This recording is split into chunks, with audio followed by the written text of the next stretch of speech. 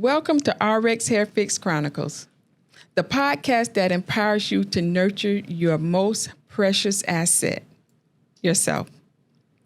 I'm your host, Pamela Mayer, your RX Hair Fix doc, renowned hair loss specialist, and trichologist dedicated to helping you rediscover the confidence and radiance that comes from having healthy hair and scalp and loving yourself, self-care. But my commitment to your well-being doesn't stop there. I've also embarked on a new venture, a captivating podcast that delves deep into the world of self-care and healthy hair. To me, those two combined equals one. Join me as we explore topics ranging from nourishing hair rituals to cultivating holistic approach to food, vitamins, supplements, and just overall wellness as it pertains to you, your hair, and self-care. You're going to hear that word a lot, so get used to it. In this podcast, we'll delve into the latest trends, debunk myths, and provide practical tips and tricks to help you develop a sustainable self-care / hair care practices. We'll invite inspiring guests from beauty and wellness experts to the vast landscape of self-care. We will also invite industry insiders to share their wisdom and experiences. Together, we'll navigate the vast landscape of self-care, empowering you to prioritize your well-being and radiate confidence from the inside out. Whether you're seeking to enhance your hair's health, improve your scalp's condition, or simply carve out moments of self-love, which is also self-care, the RX Hair Fix Chronicles podcast is your sanctuary. Tune in, unwind. Let's embark on this transformation of self-care, self-love, hair care journey together. So, grab a cup of coffee or tea, find a cozy spot, and get ready to embark on this transformative self-care journey with RX Hair Fix Chronicles. Stay tuned for our upcoming episodes, and remember, you deserve to feel beautiful and confident every step of the way. Let's dive in. Today's topic is Unraveling the Ignigma. Uncovering the causes of a leaky gut. Yep, this right here, a leaky gut. That's what we're going to be talking about. So the reason why I wanted to discuss and talk about this today was because of a conversation that I overheard and, surprisingly, an article that I read. So I'll be reading bits and pieces of the article throughout this podcast because it was captivating. We don't think about things like a leaky gut. Do you ever think about your gut leaking? Do you ever think about odd things like that? We don't think about it until it's happening to us, or you find out that it's now happening to someone else. So what is a leaky gut? Because at first, when I first read the article, my thought was, what is a leaky gut? Does it mean that you're eating too much or too much cellulite or you're too fat? I mean, I didn't get it, but I kept reading. And once I delved into the article, I was hooked. And I thought, we need to talk about simple things like this. Like for right now, it really doesn't seem important because I don't have a leaky gut, or do I? You don't have a leaky gut, or do you? After we have this conversation, this is going to get you thinking, and you're going to start thinking more and more about a leaky gut. Now, there is a medical term for it, but in layman's terms, in me and your terms, we're going to call it a leaky gut. But I am going to put the medical terminology to it later in this discussion. A leaky gut, also known as an increased intestinal permeability, is a condition that has garnered significant attention in recent years. So people really didn't talk about it, but now they're talking about it now because people are more open. People are more lovers of themselves. People are more concerned about what's going on with their bodies. So that's why it's not a hot topic, but keep listening and watching, and you're going to see that this will become a hot topic. It refers to a state where the lining of the intestines become compromised, allowing substance such as toxics, bacteria, undigested food particles to leak into the bloodstream. Now, I'm sure you're wondering, what does this have to do with hair care? Everything is all intertwined and connected. Everything that I mention and that I talk about always relates back to having healthy hair at home. That's my mantra.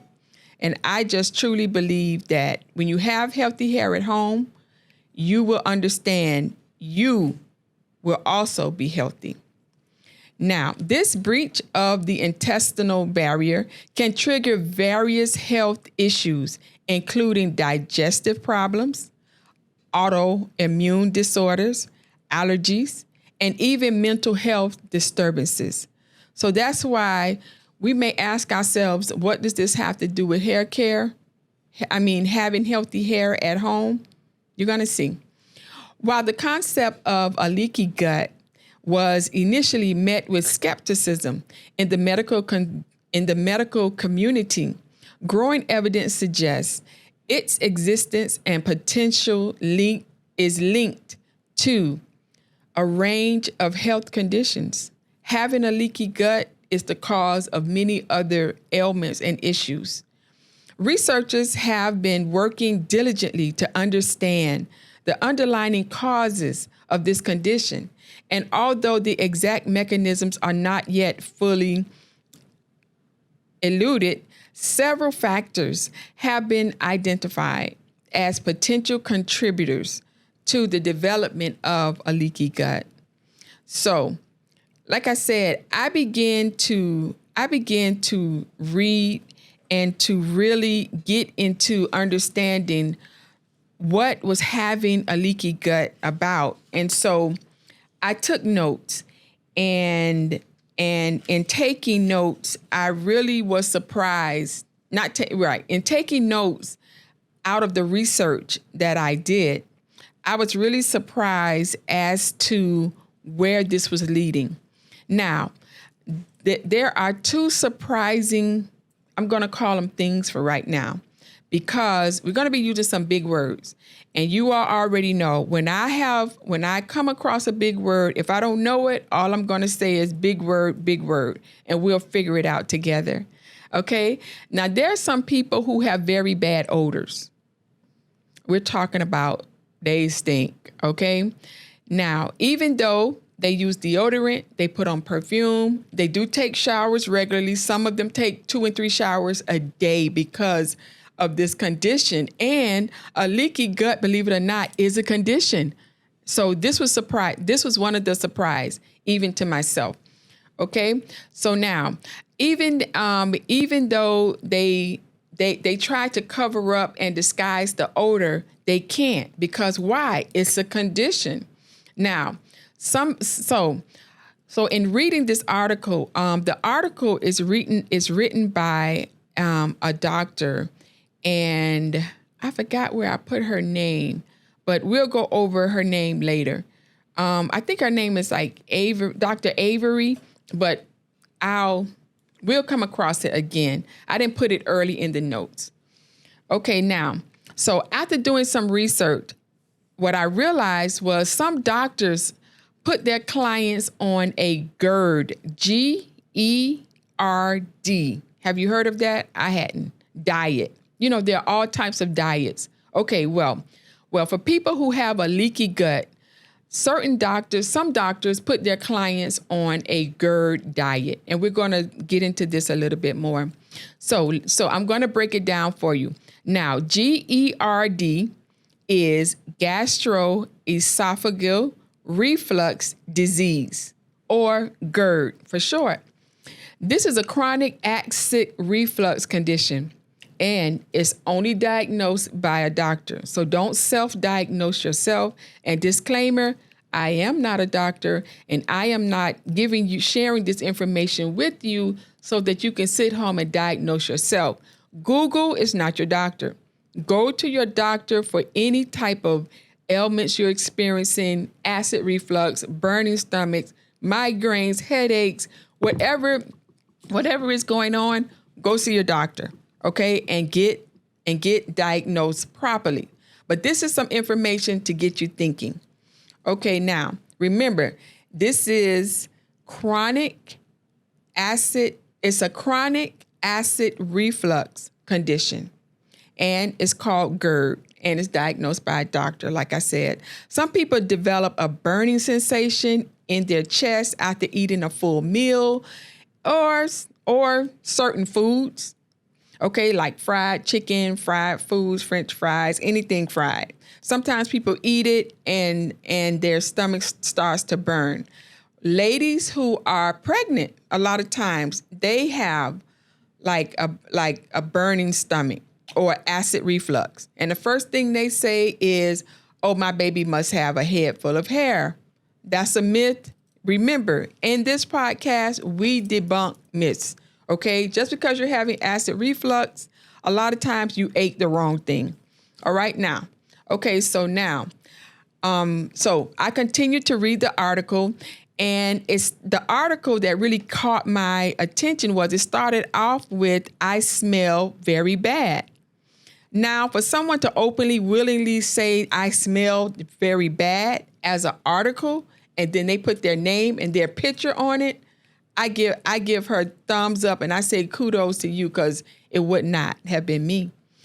But this is what really caught my attention. Now, I don't think I smell bad, and I don't think I have smelled bad odors like from me. I mean, unless, okay, use your imagination. But I went along with it and cut out citrus, tomatoes, caffeine, chocolate, high-fat food, so she didn't have no fried food. She stopped eating mayonnaise, chips, cheese, fried food, etc.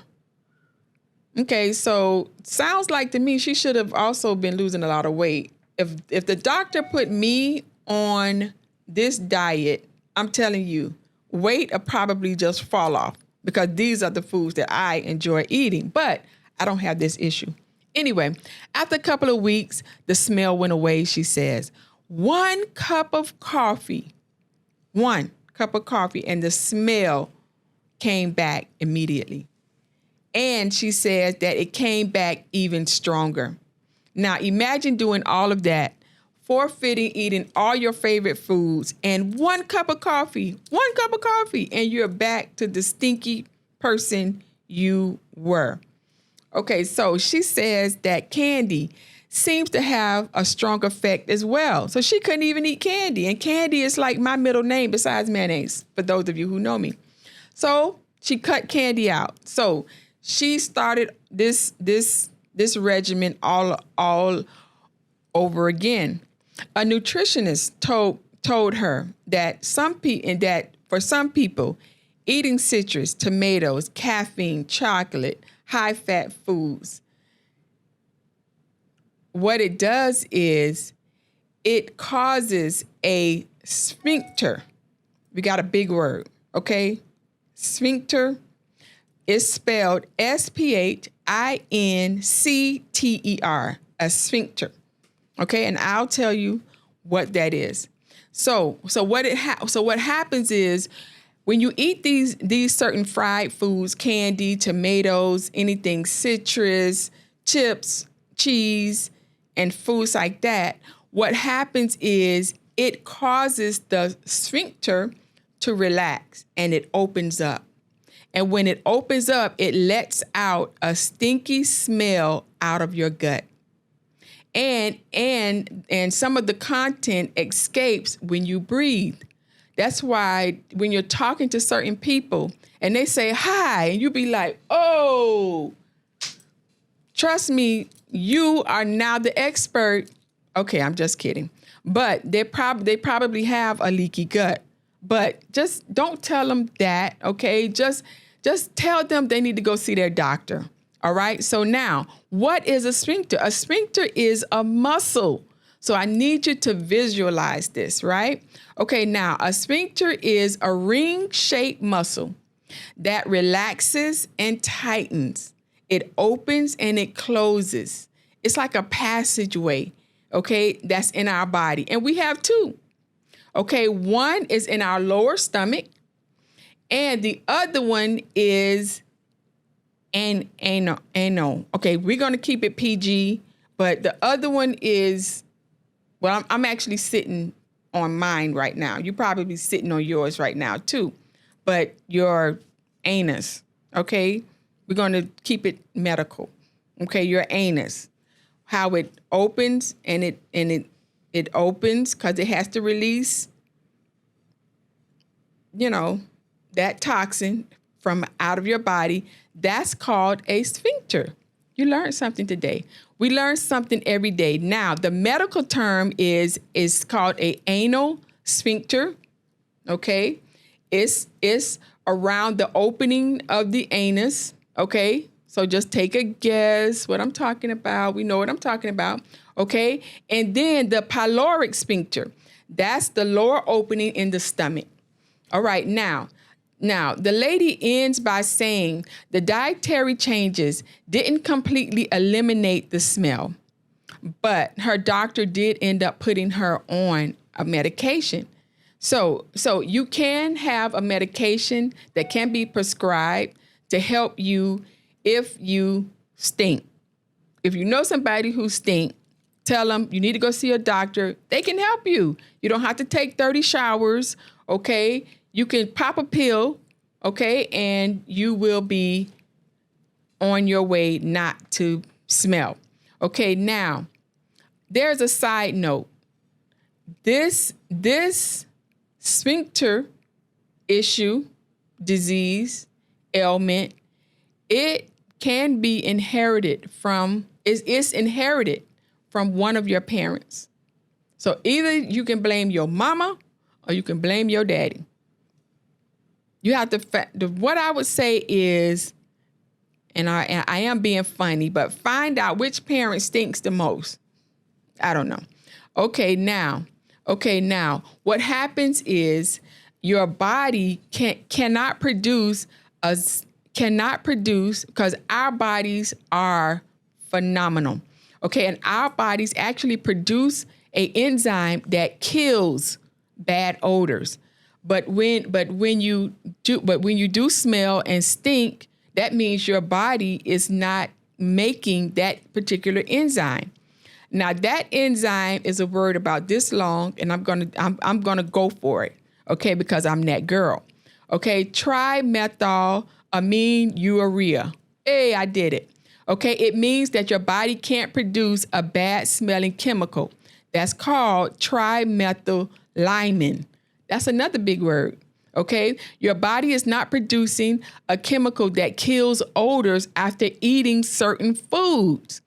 Now, your intestines actually produce triethylamine, okay? And I have to say it like that because if I say it fast, it sounds like I'm saying my dad's name. My dad's name was Wyman. My brother's name is Wyman, okay? So that's why I have to say trimethylamine. So I won't be saying like my brother's name, Wyman. Now, when you eat certain foods, including liver, legumes, okay, we call them beans, eggs, and that's why when my mom eat beans and certain foods, she put a little sugar so that she won't have the smell. So there are things that we can do to help ourselves that's not from the doctor, that is natural, and I'm going to be talking about that in a few minutes. Now, normally your body produces an enzyme called flavonoid, okay? And it contains monooxygenase, okay? For short, it's called FMO3. That's why you can sprinkle a little sugar to help the body so that these odors won't be flying out of your body from below or from out of your breath. Now, doctors actually can measure how much of this enzyme is in your body, and they measure it through your urine. Okay, so back to what we're talking about, which is we're still talking about a leaky gut. Now, 80% of your immune system lives in your gut. 80% of your immune system. Did you know that? I didn't know that. Also, your gut provides pathways for nutrients to be absorbed into your bloodstream and turn into energy. Your gut cell walls will have tiny openings that will allow these teeny tiny particles to pass through. Sometimes these passageways have been enlarged and they let through the wrong food, the wrong enzyme, there is a word, but I don't know what it is. But sometimes because that opening is too big, the wrong thing passes through. Okay? Most of the problem, though, starts on your plate. And most of the problem, though, start on your plate. And it's what you eat. And with our modern lifestyles, we don't eat healthy. Another problem comes from stress. Stress is a big hamper to is a big cause to a lot of our ailments. Okay, so now with stress, a lot of times there becomes an overgrowth of Candida. And that's another medical term. We don't really have to get into that. The two inflammatory foods everyone should avoid entirely. And that's why everybody is talking about gluten-free, gluten this, and dairy, and a lot of people are going vegan because of all of the issues and problems that comes with it. When you eat gluten, it travels through your small intestine where it triggers the release of zonulin. Now, that's a chemical that signals the tight junctions of your intestinal walls to open up. I tell you, our body is made phenomenally. When this happens, you have a leaky gut.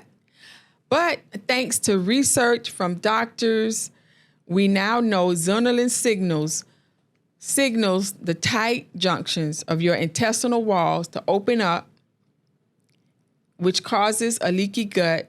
Now there is something that will reverse that. Dairy also causes inflammation. A large percentage of the population resulting in digestive issues, such as bloating, gas, constipation, diarrhea, and other symptoms, including acne from eating dairy foods. Okay, that's why a lot of people are going to like almond milk. They're using other forms of milk because of all of these problems. But once again, there are other alternatives to eating dairy. And now, two components of dairy tend to cause inflammation is the sugar, which is the lactose in the dairy, and the protein, casein, and whey. So that's why, too, a lot of people, when they're dieting, instead of them drinking dairy products, they just go ahead on and just do whey shakes or protein shakes. Now, casein is a protein with very similar molecular structure to gluten, and 50% of people who are gluten intolerant are casein intolerant also as well. Now, toxic foods. For people who have this odor or a leaky gut, there are foods that you need to seriously avoid. And it's common. It's almost like common sense. Sugar, alcohol, caffeine, GMOs artificial sweeteners, additives, preservatives, different dyes. There are different dyes. A red dye, number 33. There's a blue dye that you should not eat. We can find them in the popsicles that we used to love to eat as children, Kool-Aid that we used to drink as children, okay? High fructose corn syrup, avoid it. This is for people who have a leaky gut, okay? Trans or dehydrated fats, all-purpose junk food, fast food, packaged, gluten-free or dairy-free foods may have added sugars. So if you have been diagnosed with any type of autoimmune disease or thyroid disease, believe it or not, you may have a leaky gut. But talk to your doctor, talk to your doctor, talk to your doctor. Now, there are things that we can eat to kind of help strengthen and restore our leaky gut. Once again, this is from a natural perspective, but remember the food, remember the food, the candy, licorice, the black licorice, I hate it. The yellow I think it's called Twizzlers, hate it. But guess what? Licorice is good for anyone who have body odors, anyone who have a leaky gut. Now, this is called licorice root. So this would be a type of tea that you could drink. You wouldn't eat licorice root, okay? But licorice candy comes from licorice root. It actually smells like it. When you drink the tea, it tastes like it. It's very healthy for the body. There's another herb, okay? It's another root, but it's called bark. It's from the bark of the tree. It's called slippery elm. Slippery elm is another effective herb for gut repair. So these are gut repair herbal ingredients. Just a suggestion. Speak with your doctor, speak with your nutritional consultant, which I am a nutritional consultant, but you find yours, or you can call me for a consultation anytime. We can talk. Now, like I was saying, slippery elm is another effective herb for gut repair that has been used for centuries in the United States. It works to your advantage in 3 ways. It increases the mucilage content in your digestive tract. It stimulates nerve endings to boost mucus secretion, because what mucus does, mucus grabs the unnecessary, horrible things in our body and it gets rid of it. That's why we blow our nose. That's why mucus comes out from the top and it comes out from the bottom, believe it or not. Okay, and slippery elm, it neutralizes excessive acidity in our gut. Everybody knows about aloe vera. I'm gonna give you a funny story and then I'm getting out of your way. My aunts, okay, these were my grandma aunts. So these were some old ladies and they made aloe tea. And me and my brother, we was visiting their house and we went into the kitchen and there was this pitcher. And in this pitcher, there was this brown stuff. And we were saying, ooh, they got sweet tea. So we was like, be quiet, be quiet. So we got a cup and we poured some of this, what we thought was sweet tea, in the cup. My brother poured some in his cup and we in the kitchen and we drunk this, what we thought was sweet tea. And Lord have mercy, my God, today.